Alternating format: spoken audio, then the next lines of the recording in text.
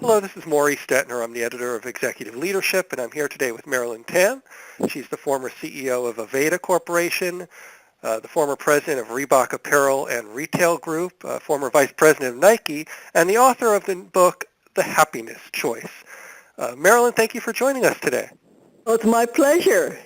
The book focuses on this notion of happiness and how it relates to our everyday lives and in business as well as outside of business. But one of the key findings or key points in the book, among many, is the idea that many of our managers and readers wonder about, which is even though money, cash, is the main form of compensation for employees, as you write in the book, research shows that it's not necessarily the number one motivator of people. And in fact, the number one motivator is often the search for meaning, of making a meaningful impact.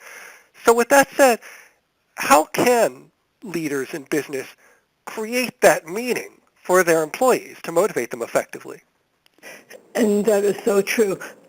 Because people are looking for meaning. So what we need to do as leaders is, and this is what I talk about when I go out in my speaking and consulting work, is that to show people how their purpose in whatever they do in a company ties together with the company purpose, which has to be very clearly delineated by the leaders with explanation and connection to all the people within the company, as well with your vendors as well as your customers, so that everybody is aware what is the purpose of the organization, what is the purpose of everybody sitting in or located wherever they are in your business, and to tie their work, whatever their job is, to how it impacts the overall success of the company.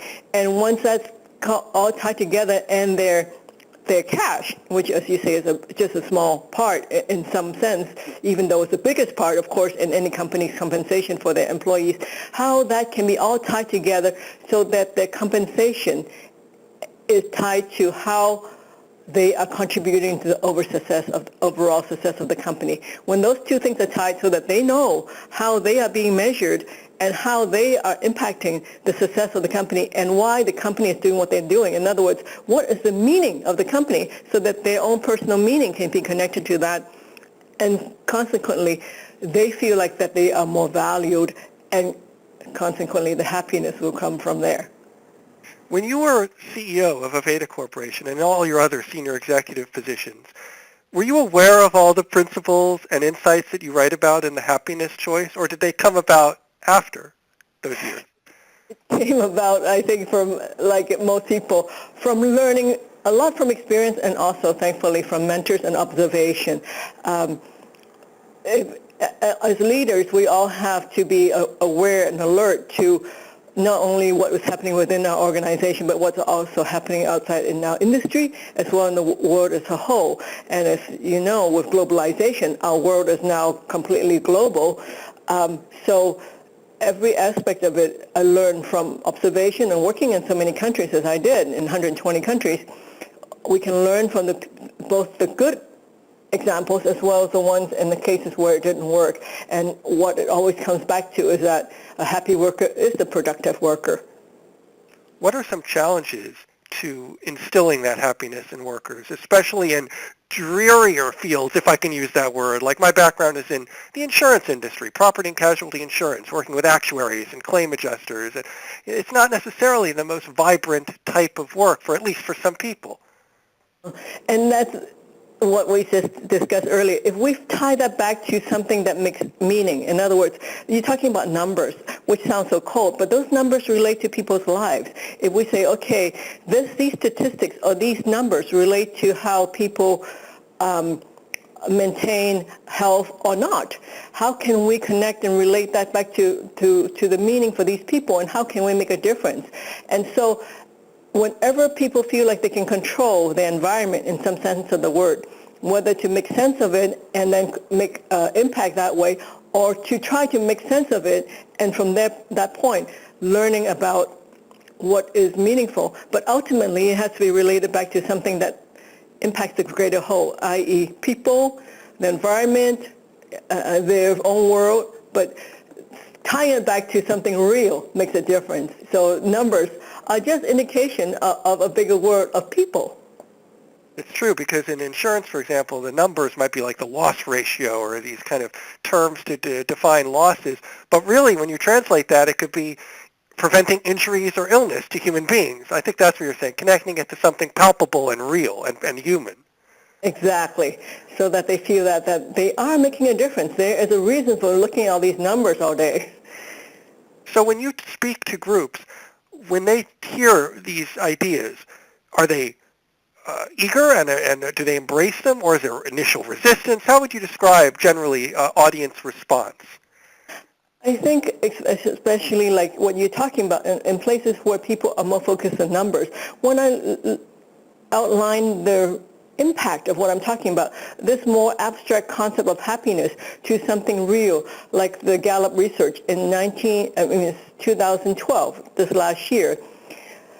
In the United States alone, we lost $550 billion, as in the B, billion dollars in productivity because of lack of well-being and unhappiness in workplace. So when I phrase it that way, when I structure the issue that way, then there's much more receptivity to how it impacts the people who I talk to, primarily large organizations and corporation businesses. If they can see how that, as we talked about, how it relates back to their own world, then there's receptivity. And then, of course, having been a CEO, having been a high executive in countries all over the world, I can relate to them back onto the things that make sense for them. How does it impact bottom line? How does it impact productivity? How does it impact quality control? How does it impact the customer's receptivity? The things that really make a difference, having that background and understanding what would really make a difference and how does it apply to the audience is really ultimately what I need to do. And so it's not for the audience to just be willing to accept it. I am the one who should be approaching them with the premise and the presentation that appeals to them and relates to their lives. Sure. So speaking of that blueprint of approaching them and giving them tools, if I'm an executive and I hear you talk about that Gallup research study, and it resonates with me, and I think, okay, I need to make sure that the productivity of our workplace, that the well-being of our people is improving and better and is maximizing productivity, are there any practical steps that you would instill in me, that you would guide me to say, here are some ways that you can enhance well-being among your workforce? Absolutely. I'm not going to say, of course, read my book, but there are 5 key areas we need to look at. One, of course, is what we talked about already, which is the money area and other means of exchange. So when we look at the compensation factors, what motivates people, that's, of course, an indication not only in terms of money, but in terms of measuring how they measure up against other people. Because we are relationship beings. We always like to see how we're doing against others, whether it is in money or in status or in titles. So that's another one way. In relationships, we are inherently social. So we need to have those positive connections in work as well as outside. So to be recognizing that we're dealing with human beings, and one of the things that people need is to understand where north is, what the company is focused on, and have clear direction so they know where to fit in. After that, to make sure they have a participatory environment, so that, and also some flexibility in work hours, because in today's world, there's just so much to do, and it sometimes does not fit into, or most of the time does not fit in an 8 to 5 or 9 to 5 job. So how do we work it so that they feel trusted, respected, and that they are expected to perform on a high level with clear parameters of where to fit? Those are some good ideas. Another one is to recognize that stress is a huge cause of illness in today's world. In fact, it's the primary culprit. And of course, sick workers is not going to be performing optimally at all. So how do we deal with that in suggesting that people do take the allocated vacation time so that they come back renewed and regenerated, as well as making sure that there are clear guidelines. As you, I'm sure, read very recently in London, an intern died of overwork. Hopefully that doesn't happen to anybody that would be listening. But to be aware that more hours may not necessarily be the way to create more productivity. Is there another way of looking at the issue so that the body is not neglected? Yet you were a CEO, and you know what it's like to maximize productivity and make demands of people like any leader. So how do you reconcile that? A pressure deadline, a seasonal surge in orders, with being able to give people a lower stress environment? It's hard to reconcile. As we're talking about, the stress comes from feeling that there's a deadline and there's nothing else. I remember one of my first bosses used to say to me, "We're just dealing with sales. We're not saving babies." Of course, there are organizations I've worked with, including the American Medical Association, where they are saving babies.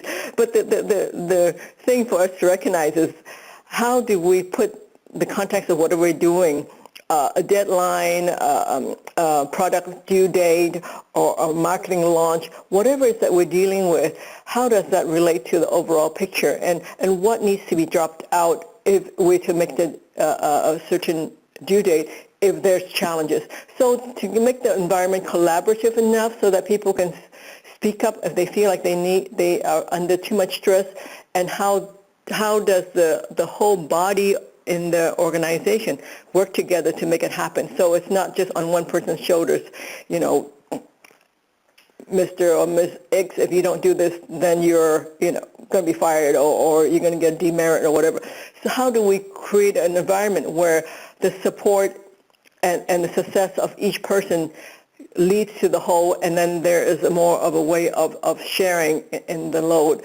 And it may sound a little bit esoteric, but I can tell you, even from the most practical, numbers-oriented organizations, when they change the focus to the overall success and see everybody line up to that, the pressure is released because there's more of a way to spread out the stress. So when you tour a company, if you take a walk through a given organization, the hallways and the factory floor, or whatever, the offices, what do you see in an organization that is doing this well, that is harnessing all of these elements, like giving people more flexibility and not adding stress, and have there certain good positive relationships? What's observable that you would notice in that organization as you wandered the facility? The funniest and the most obvious thing is, what do the people's faces look like?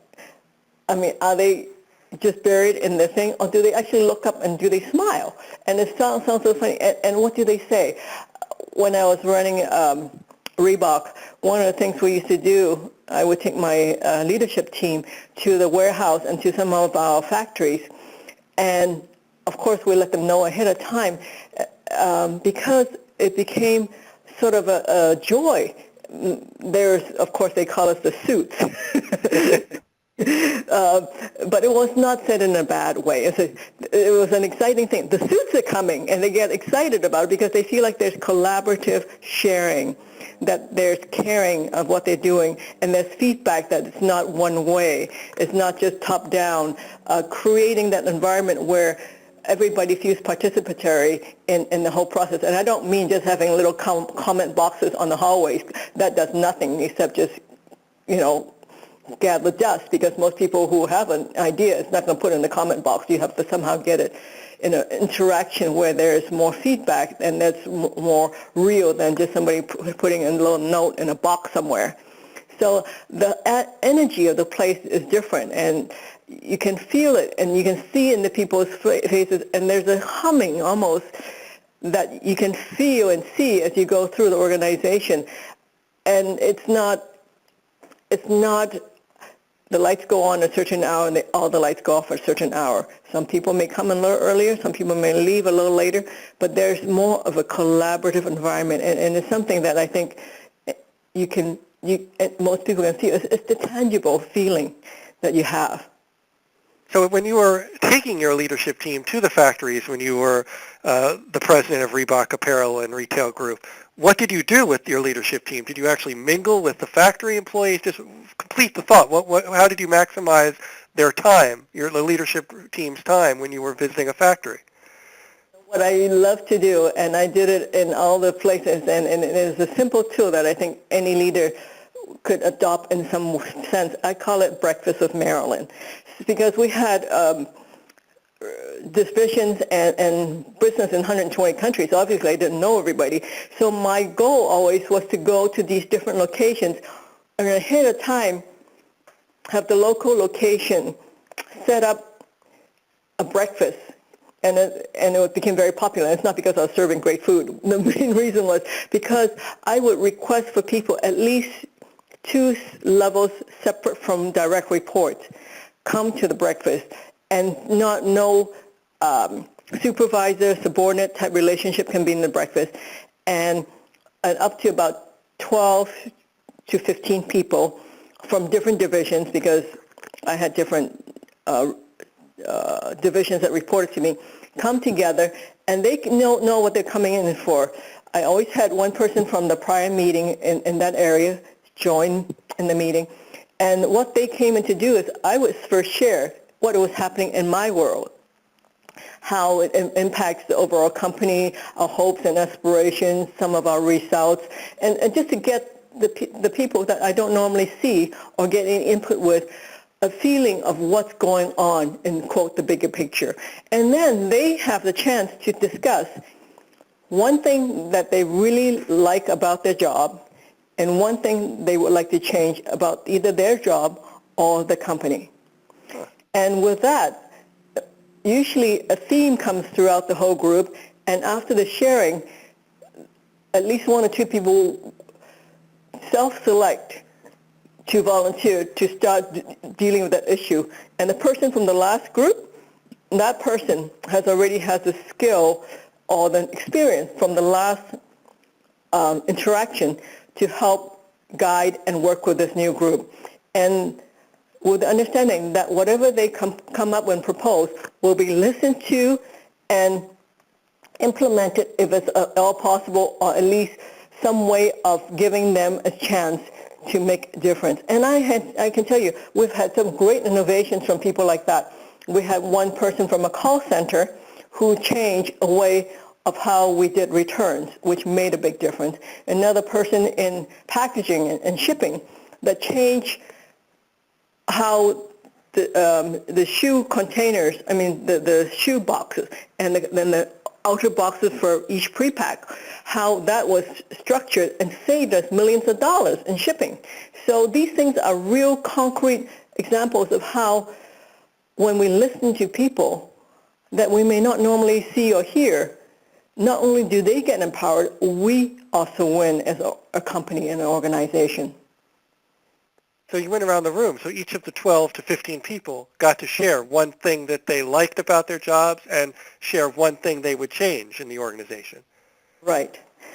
And it was very powerful because then there's nothing like that viral that goes out.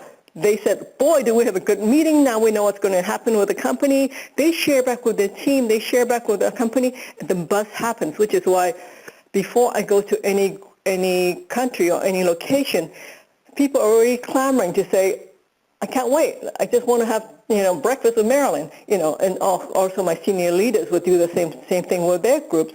So the innovation, the creativity, and the happiness level just gets spread around. It's a contagious, positive thing. Oh, so that's great. So even your senior leaders emulated the same breakfast type meeting. Exactly. So because at every level there are people that we can learn from that we may not normally get a chance to interact with. And I really try to reach as far down into the organization as I can, because those are the people that I normally may not get much of a chance to interact with, except maybe say a couple of words on the factory floor or something like that. That's not enough of an impact. But if I had a chance to really listen to them and sit with them and share with them, I can learn something, and they can learn something, and the sharing and the lessons is good for everybody.